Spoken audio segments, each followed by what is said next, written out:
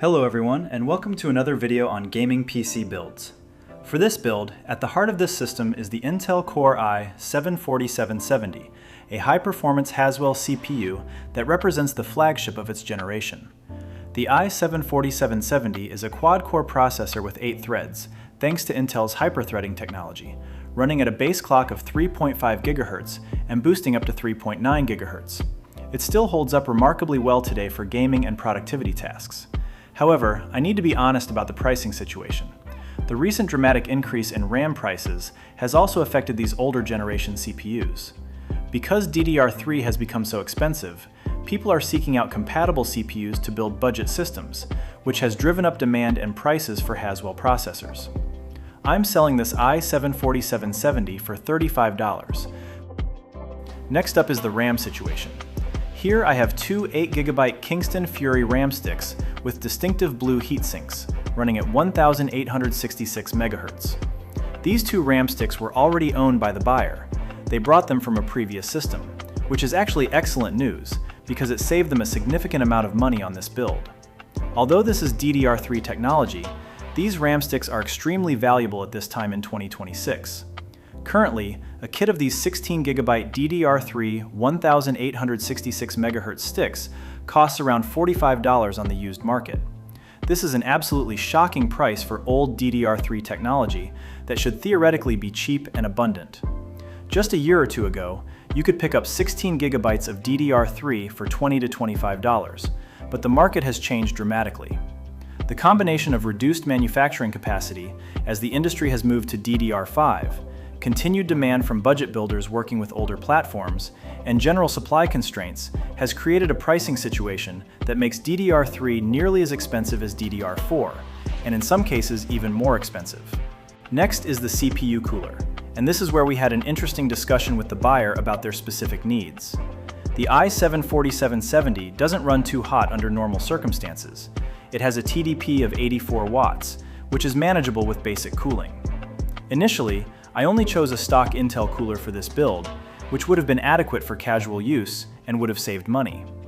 However, the buyer explained that they play games a lot and for long periods. We're talking extended gaming sessions lasting several hours at a time. For sustained gaming workloads where the CPU is under load for hours, a stock cooler would work but wouldn't be optimal.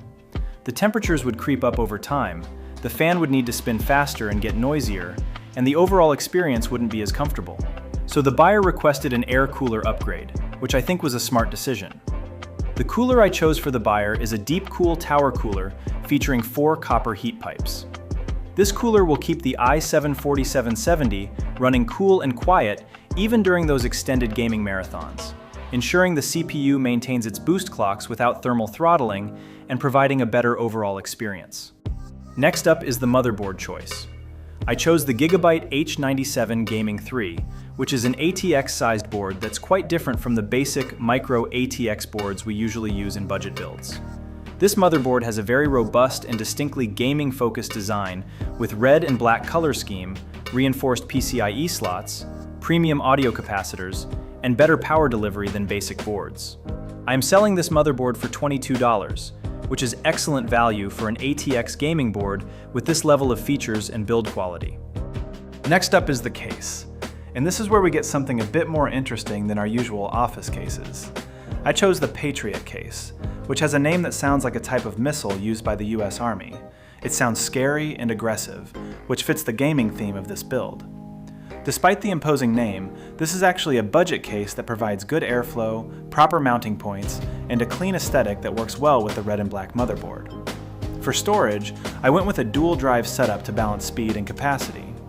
First, I chose a 256GB SATA 3 SSD for the buyer to install Windows and store essential software and their most played games. The 256GB capacity gives you enough space for the operating system, around 20 to 30 gigabytes, essential programs, and several games without feeling too cramped. The SSD provides fast boot times, quick application launches, and snappy game loading compared to a mechanical hard drive. I am selling this drive for $40, which reflects the current elevated SSD prices in 2026. Next, I included a 500GB HDD as a backup drive for the buyer to store other data, videos, music, documents, game recordings, and less frequently played games. This 3.5-inch mechanical drive is much cheaper per gigabyte than SSDs, providing that additional storage capacity without excessive cost.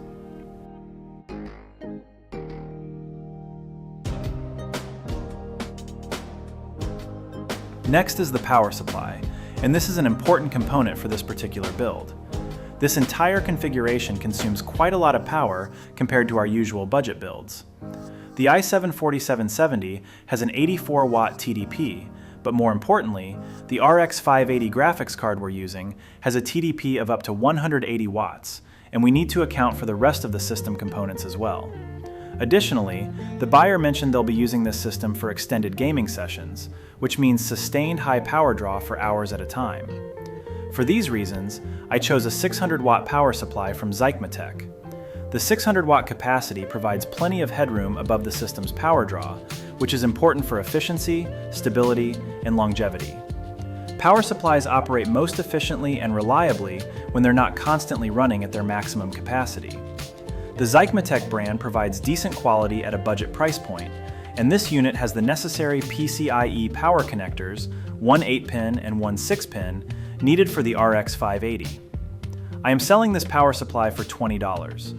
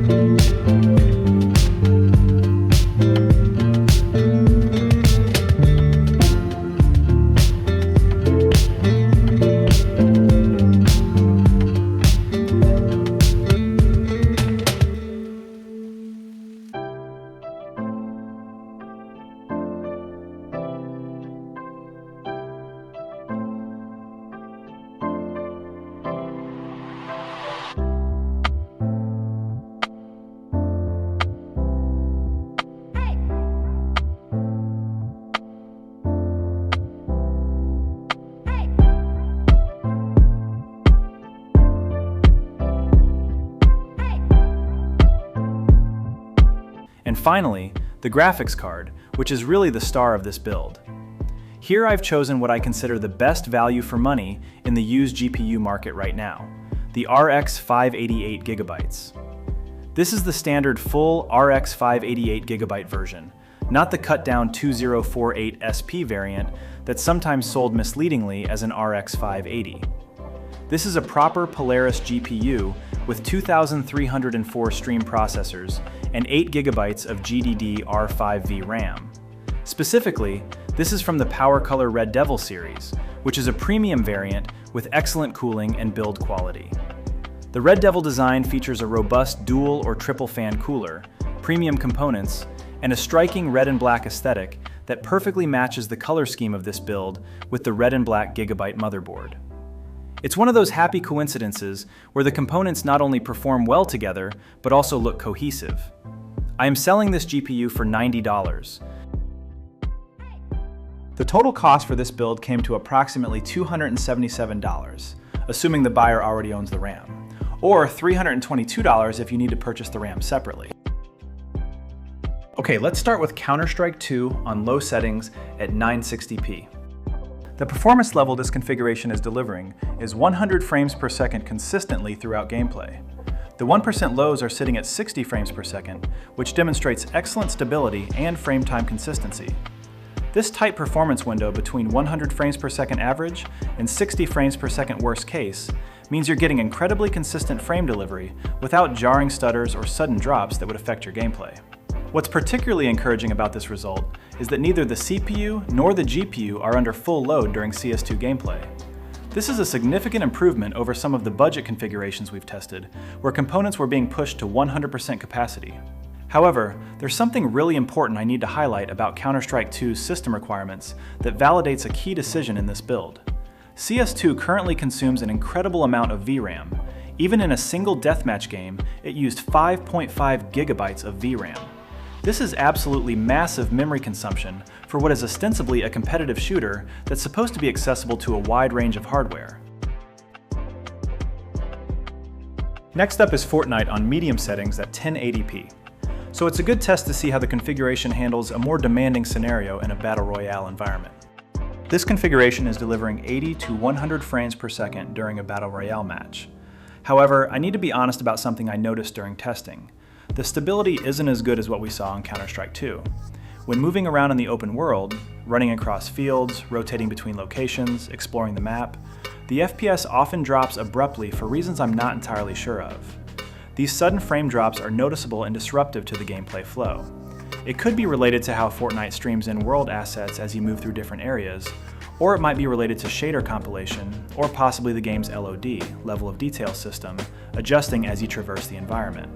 Whatever the cause, the performance isn't as consistently smooth as CS2 was.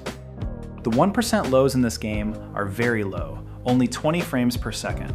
This is a dramatic drop from the 80 to 100 frames per second average and represents severe stuttering during those worst case moments. When the frame rate plummets to 20 frames per second, even briefly, you definitely feel it as a jarring hitch in the gameplay. However, here's the important thing that somewhat mitigates this issue. During actual combat encounters, these severe frame drops don't seem to happen. When you're engaged in a fight, building walls and ramps, editing structures, tracking enemies, and trying to get eliminations, the performance stays within that 80 to 100 frames per second range and feels stable enough to compete effectively. This means that during the moments that matter most in Fortnite, when you need consistent performance to aim accurately and build quickly, the system delivers. The fact that I can easily take down enemies during combat shows that the performance is adequate where it counts. If the stuttering was happening during gunfights, this would be a major problem that would significantly impact your ability to play competitively. But since the stability issues seem concentrated in the open world traversal rather than combat scenarios, it's more of an annoyance than a game-breaking limitation.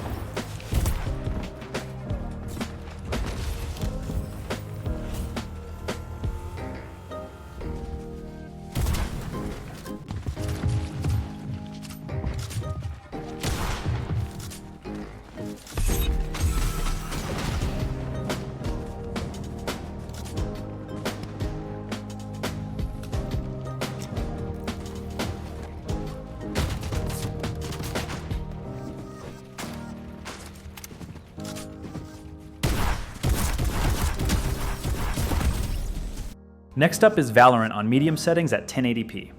Given how well CS2 performed on this configuration, I had high expectations for Valorant. Again, this configuration achieved 100 frames per second during gameplay, which is excellent performance for a competitive shooter. At 100 frames per second, Valorant plays smoothly and stably throughout matches. The game feels responsive and fluid. Your crosshair tracks accurately across the screen, your ability usage is instant and precise, and there's minimal input lag that would affect your competitive performance. What's particularly impressive is that the game maintained this smooth performance without lag, even with special effects happening on screen. However, there's an interesting quirk about the 1% lows in this game that's worth discussing. The 1% low FPS wasn't caused by movement during gameplay or by intense combat scenarios with lots of effects. Instead, it dropped to only 36 frames per second in a 5 versus 5 match, and the reason for this drop is actually quite specific. When I got killed, for some reason the game froze briefly. From a practical gameplay perspective, this is much less problematic than if the 36 frames per second drops were happening during actual fights. When you're dead, you're not actively playing anyway. You're watching the kill cam and waiting to respawn next round. A brief stutter during this transition is annoying and not ideal, but it doesn't affect your ability to compete or perform when you're actually alive and fighting. You're not missing shots or losing duels because of this performance issue. That said, it's still a strange quirk that suggests there might be some optimization issue with how the system handles Valorant's kill cam rendering or asset streaming during death sequences. It could be related to shader compilation, memory management, or how the game transitions between different rendering states. Whatever the technical cause, it's specific enough to this death sequence that it doesn't impact the actual competitive gameplay. Next up is Marvel Rivals on low settings at 1080p. This is a much newer and more demanding hero shooter from 2024. Performance in this game varies significantly depending on the time and location, which is actually quite typical for hero shooters where the action intensity can fluctuate dramatically. For example, during small skirmishes, when you're engaging with just a few enemies in smaller areas of the map, or during the laning phase before big teamfights break out, the FPS remains smooth at around 60 FPS. At 60 FPS, Marvel Rivals feels playable and responsive for the kind of gameplay it offers. You can aim your abilities, position yourself effectively, and participate in these smaller engagements without feeling severely limited by performance. However, during larger, chaotic scenes, and Marvel Rivals can get extremely chaotic during full 6 versus 6 teamfights with everyone using their ultimate abilities, particle effects filling the entire screen, explosions, and environmental destruction happening everywhere, the frame rate might drop to 40 frames per second. This is a noticeable performance decrease from the 60 FPS baseline, and you'll definitely feel the game become less smooth during these intense moments. At 40 FPS, the game is still playable, but it's not the ideal experience for a fast-paced hero shooter where reaction times and ability timing matter. What's important to note is that despite this performance variance between 40 to 60 frames per second, depending on the intensity of the action, the stability is maintained quite well. The 1% lows are sitting at 38 frames per second, which is remarkably close to that 40 frames per second floor during chaotic fights. This tight consistency means that even during the absolute worst-case scenarios, with maximum visual chaos, you're not dropping below 38 frames per second. The game maintains relatively stable frame delivery without wild fluctuations or severe stuttering that would make it unplayable. Next up is Minecraft at 1080p with fancy settings and BSL shader enabled. Again, this configuration achieves 100 FPS during normal Minecraft gameplay with shaders enabled. This is excellent performance that delivers a smooth and fluid experience. At 100 frames per second, Minecraft feels incredibly responsive. You can build structures precisely, place blocks exactly where you want them, navigate through your world smoothly, and appreciate all the beautiful shader effects without feeling limited by performance. The game's building and exploration mechanics work perfectly at this frame rate, and you get to enjoy the stunning visuals that BSL shader provides without major performance compromises. The stability is excellent, as evidenced by the 1% lows sitting at 87 frames per second. This is outstanding consistency. When your worst-case performance is 87 frames per second and your average is 100 frames per second, you're getting incredibly stable frame delivery with almost no variance. However, there is one specific scenario where this configuration struggles. The system only becomes overloaded when moving very quickly in spectator mode. At that point, you'll notice terrible lag and stuttering that's very apparent when watching gameplay videos. The frame rate drops significantly and the game becomes choppy as the GPU struggles to stream in world data, load chunks, and apply shader calculations, all while moving at high velocity. For practical Minecraft gameplay though, this limitation doesn't really matter. In normal survival or creative mode, you're not flying around at spectator speeds constantly. You're building, mining, exploring at normal walking or flying speeds, and engaging with the game's mechanics. In these normal gameplay scenarios, the 100 frames per second with 87 frames per second lows provides an excellent, smooth experience with beautiful shader visuals. Next up is GTA 5 on very high settings at 1080p. This configuration achieves 80 FPS when driving at high speeds through Los Santos. This is excellent performance for one of the most demanding scenarios in open world games. The stability is equally impressive, maintaining a stable 60 frames per second at 1% lows.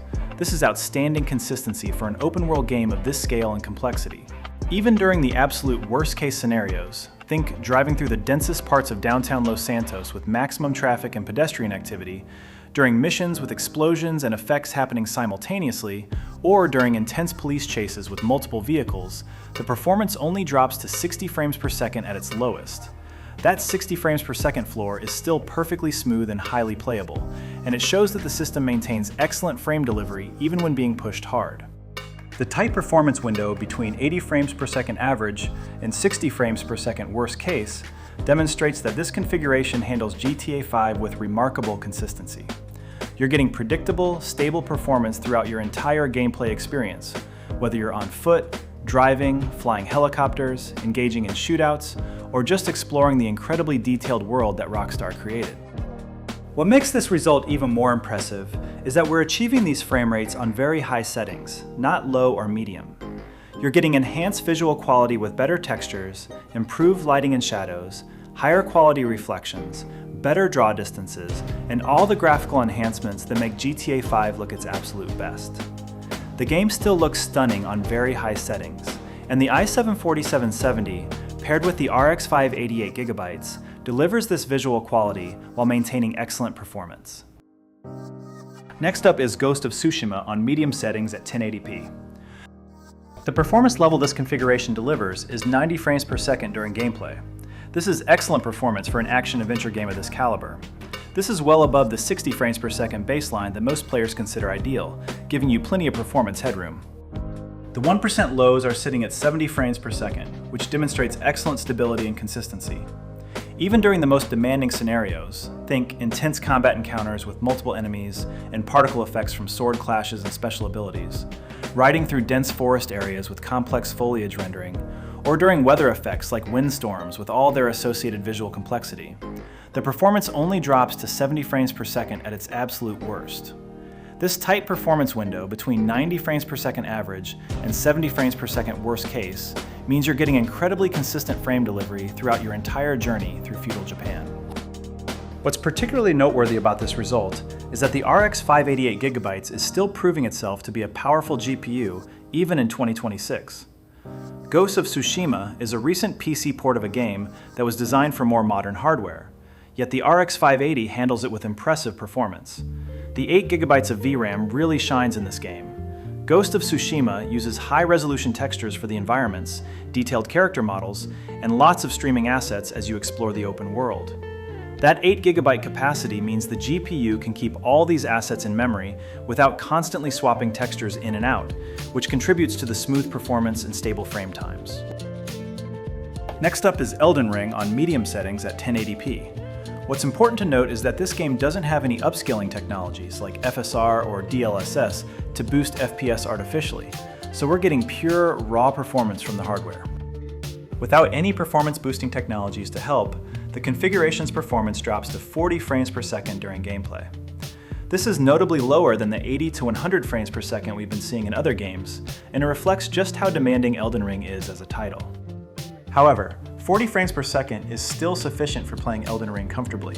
This is a game with deliberate, methodical combat where timing and positioning matter more than split-second reflexes.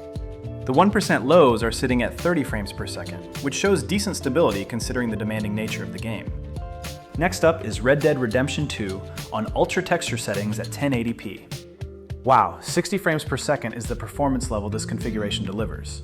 Or more accurately, the performance that the RX 580 8GB delivers in this demanding showcase. This is genuinely excellent performance in one of the most demanding games ever made. At 60 frames per second, Red Dead Redemption 2 feels incredibly smooth and cinematic. You can fully appreciate the breathtaking landscapes of the American frontier, the game's meticulous attention to detail in every town and wilderness area, the realistic character animations, and all the atmospheric effects that make this world feel alive. The smooth frame rate enhances the immersive experience that Rockstar worked so hard to create. As you can see, the graphics are very beautiful in this game, especially with ultra textures enabled. Ultra texture settings mean you're getting the highest quality character models, environmental textures, building details, and all the visual elements that make Red Dead Redemption 2 such a stunning visual experience. The game looks absolutely gorgeous with these settings, rivaling what you'd see on much more expensive hardware. This is where that 8GB of VRAM on the RX 580 really proves its worth. Ultra textures are incredibly memory intensive, requiring substantial VRAM to store all those high-resolution assets, and the 8GB capacity handles it without issues. There's no lag or stuttering during gameplay, which is remarkable for a game of this complexity. Whether you're riding your horse through the heartlands, exploring the bustling streets of Saint-Denis with all its pedestrians and activity, engaging in intense shootouts with multiple enemies and effects, hunting wildlife through dense forests, or just taking in the stunning vistas, the performance remains smooth and consistent. The game feels incredibly polished and playable, allowing you to stay immersed in Arthur Morgan's story without technical issues breaking that immersion. The 1% lows are sitting at 53 frames per second, which compared to the 60 frames per second average, proves the exceptional stability of this configuration in Red Dead Redemption 2. This incredibly tight 7 frames per second performance window is outstanding. It means that even during the absolute worst case scenarios with maximum visual complexity, you're only dropping from 60 frames per second to 53 frames per second. That's barely noticeable to the player, and demonstrates that the system is delivering remarkably consistent frame times throughout the entire experience. This level of stability in Red Dead Redemption 2 is genuinely impressive, and shows that the i7-4770 and RX 588GB are exceptionally well matched for this game. And finally, we have The Last of Us Part 1 on medium settings with FSR quality enabled at 1080p. The performance level this configuration delivers is 40 frames per second during gameplay. This represents the system being pushed to its maximum capacity, trying to run a game that was designed for much more powerful hardware. However, here's what's important to understand. This game is very demanding, and when you look at the system specifications during gameplay, you can see that both the CPU and GPU are being pushed to their limits. Despite both components operating at their maximum capacity, the actual gameplay experience is better than the raw numbers might suggest. When playing, I didn't feel any significant lag that would disrupt the experience. Everything felt smooth enough to navigate through the environments, engage in combat encounters with infected and human enemies, solve environmental puzzles, and experience Joel and Ellie's emotional journey. At 40 frames per second, The Last of Us Part 1 maintains enough responsiveness for the type of gameplay it offers. This is a third-person action-adventure with survival elements, not a competitive shooter requiring ultra-high frame rates. The 1% lows are sitting at 27 frames per second, which represents performance drops during the most demanding scenarios. These drops might occur during intense combat sequences with multiple enemies and particle effects, in particularly dense environmental areas with lots of detail and lighting calculations, or during scripted sequences with heavy rendering demands. While 27 frames per second is noticeably lower than the 40 frames per second average, and you'll feel these moments as brief stutters, they're not so severe that the game becomes unplayable. The fact that the worst case performance stays above 25 frames per second means you maintain basic playability even in the most demanding moments. You see your ID. There you go. What's your business here? Got the day off. Visiting a friend. All right.